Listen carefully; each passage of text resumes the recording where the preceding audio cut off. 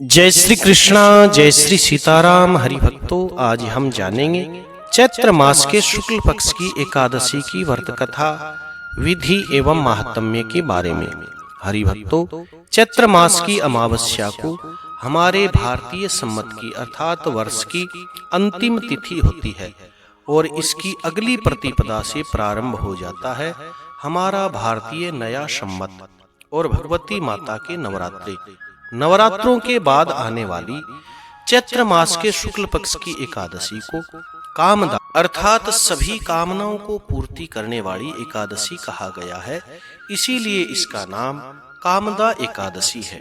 इस दिन भगवान श्री नारायण का धूप दीप प्रसाद इत्यादि चढ़ा करके भक्ति भाव से पूजन करना चाहिए और इस दिन गरीब लोगों को अर्थात दीनों को, बेसहारा लोगों को दान करने का विशेष महत्व है। आइए कथा के बारे में जानते हैं। अर्जुन भगवान से कहते हैं कि हे मधुसूदन, मैं आपको कोटि कोटि नमस्कार करता हूँ। हे प्रभु, आपसे प्रार्थना करता हूँ कि अब कृपा करके चैत्र मास के शुक्ल पक्ष की एकादशी का भी वर्णन करिए। इस एकादशी का क्या नाम है? पहले इस एकादशी का व्रत किन किन लोगों ने किया और इसके करने से कौन कौन से फल की प्राप्ति होती है? श्री भगवान कहते हैं कि हे अर्जुन, एक समय यही बात राजा दलीप ने गुरु वशिष्ठ जी से पूछी थी। वही संवाद मैं तुम्हें सुना रहा हूँ। हे अर्जुन, तुम ध्यान लगा करके सुनो। श्री भगवान कहते हैं कि हे अर्जुन, एक बार राजा दलीप ने गुरु वशिष्ठ जी से पूछा कि हे गुरुदेव, चैत्र मास के शुक्ल पक्ष की एकादशी का क्या नाम है? इसमें कौन से देवता का पूजन करना चाहिए तथा उसकी विधि क्या है? सो आप कृपा करके विस्तार सहित मुझे बताइए। तब महर्षि वशिष्ठ जी कहते हैं कि हे राजन, चैत्र मास के शुक्ल पक्ष की एकादशी का नाम कामदा एकादशी है। यह सभी पापों को नष्ट कर देती है।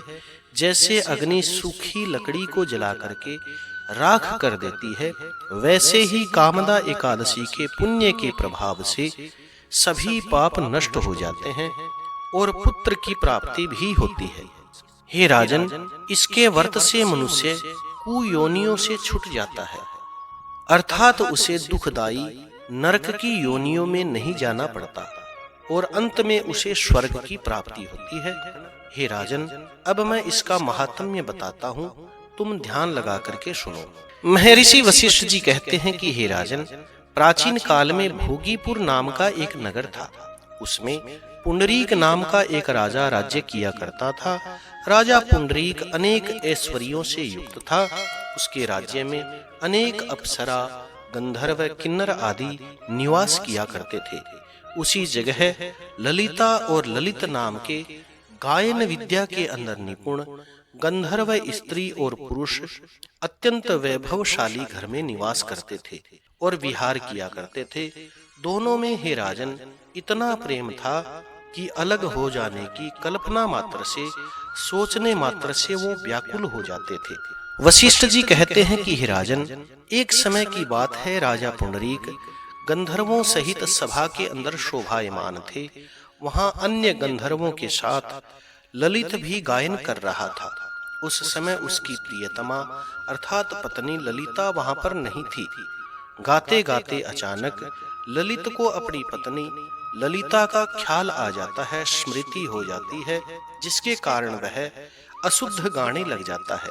उसके अशुद्ध गायन को सुनकर के नागराज करकोटक ने राजा पुंडरीक से उसकी शिकायत की। वशिष्ठ जी कहते हैं कि राजन, इससे राजा पुंडरीक अत्यंत क्रोधित हो गए। उन्होंने ललित को श्राप दिया कि अरे दुष्ट, तू मेरे सामने गाता हुआ अपनी पत्नी का स्मरण कर रहा है। इससे तू नरभक्षी राक्षस बनकर के अपने कर्म का फल भोग। राजा पुंडरीक के श्राप से ललित नाम का वह गंधर्व उसी समय एक विकराल राक्षस बन गया। उसका मुख भयानक हो गया। उसके नेत्र चंद्रमा और सूर्य के समान प्रदीप्त होने लगे। उसके मुख से अग्नि निकलने लगी। उसकी नाक पर्वत की कंदरा के समान विशाल हो गई और गर्दन पहाड़ के समान दिखाई देने लगी। और हे राजन, उसकी भुजाएं भी 2-2 योजन लंबी हो गई। इस तरह उसका शरीर 8 योजन का हो गया। इस प्रकार राक्षस हो जाने पर वह गंधर्व अनेक प्रकार के दुख भोगने लगा। महर्षि वशिष्ठ जी कहते हैं कि हे राजन, जब उसकी पत्नी ललिता को अपने पति प्रियतम ललित का ऐसा हाल मालूम हुआ तो वह बहुत दुखी हुई और अपने पति के उद्धार के लिए विचार करने लगी। सोचने लगी कि मैं कहाँ जाऊं, क्या करूं, कैसे अपने पति को इस नरक तुल्य कष्ट से छुटकारा दिलाऊं। उधर वह ललित नाम का गंधर्व राक्षस बनकर के घोर वन में रहते हुए अनेक प्रकार के पाप करने लग गया। उसकी पत्नी ललिता भी उसके पीछे पीछे जाती और उसकी इस स्थिति को देख करके अनेक प्रकार से विलाप करती रहती। एक दिन वह अपने पति के पीछे पीछे घूमते हुए विंध्याचल पर्वत पर चली गई। उस स्थान पर श्रृंगी ऋषि का आश्रम देखा और वह शीघ्र ही उस आश्रम के अंदर गई। ऋषि के सामने जाकर के दंडवत प्रणाम करके विनती भाव से प्रार्थना करने लगी कि हे मुनिवर, मैं वीरधनवा नामक गंधर्व की कन्या ललिता हूँ। मेरा पति राजा पुंडरीक के श्राप से एक भयानक राक्षस बन गया। हे मुनिवर, इससे मुझे महान दुख हो रहा है। अपने पति के दुख के कारण मैं भी बहुत दुखी रहती हूँ। हे मुनि श्रेष्ठ, कृपा करके आप उसे राक्षस योनि से छूटने का कोई श्रेष्ठ उपाय मुझे बताइए। वशिष्ठ जी कहते हैं कि हे राजन, उस ललिता का सारा वृतांत सुन करके श्रृंगी ऋषि कहते हैं कि हे गंधर्व कन्या, चैत्र मास के शुक्ल पक्ष की एकादशी का नाम कामदा एकादशी है। उसके व्रत से मनुष्य के समस्त कार्य शीघ्र ही सिद्ध हो जाते हैं। हे पुत्री, यदि तू उसके व्रत के पुण्य को अपने पति को देगी तो वह शीघ्र ही राक्षस योनि से छूट जाएगा और राजा का श्राप भी शांत हो जाएगा। मुनि के ऐसे वचनों को सुनकर के ललिता नाम की उस गंधर्व कन्या ने आनंद पूर्वक चैत्र मास के शुक्ल पक्ष की कामदा एकादशी का व्रत किया और रात्रि को जागरण किया। द्वादशी के दिन ब्राह्मणों के सामने अपने व्रत का फल संकल्प करके अपने पति को दे दिया और भगवान से प्रार्थना करने लगी, हे प्रभु, मैंने जो यह कामदा एकादशी का व्रत किया है उसका फल मेरे पति देव को मिले, जिससे उसकी राक्षस योनि शीघ्र ही छूट जाए। एकादशी का फल देते ही उसका पति राक्षस योनि से छूट गया और अपने पुराने स्वरूप को प्राप्त हुआ। वह अनेक सुंदर वस्त्रों आभूषणों से अलंकृत होकर के पहले की भांति ललिता के साथ विहार करने लगा। कामदा एकादशी के व्रत के प्रभाव से वह पहले की भांति ही सुंदर हो गया और मरणों उपरांत दोनों पुष्पक विमान में बैठ करके स्वर्ग लोक को चले गए। श्री भगवान कहते हैं कि हे अर्जुन, चैत्र मास के शुक्ल पक्ष की इस एकादशी के व्रत को विधि पूर्वक करने से समस्त पाप नष्ट हो जाते हैं। इसके व्रत से मनुष्य ब्रह्म हत्या आदि महान पाप से भी छूट जाता है, राक्षस आदि की योनि से भी छूट जाता है। संसार में इससे महान और कोई भी दूसरा व्रत नहीं। इसकी कथा महात्म्य के सुनने से, पढ़ने से भी अनंत यज्ञ के फल की प्राप्ति होती है। अश्वमेध सहस्राणि वाजपेय शतानि च एकादशीं कथा श्रुत्वा श्रोता फल वाग भवेत्। अर्थात 100 अश्वमेध यज्ञ और 1000 वाजपेय यज्ञ करने और कराने से जिस फल की प्राप्ति होती है वही फल एकादशी की कथा सुनने मात्र से प्राप्त हो जाता है।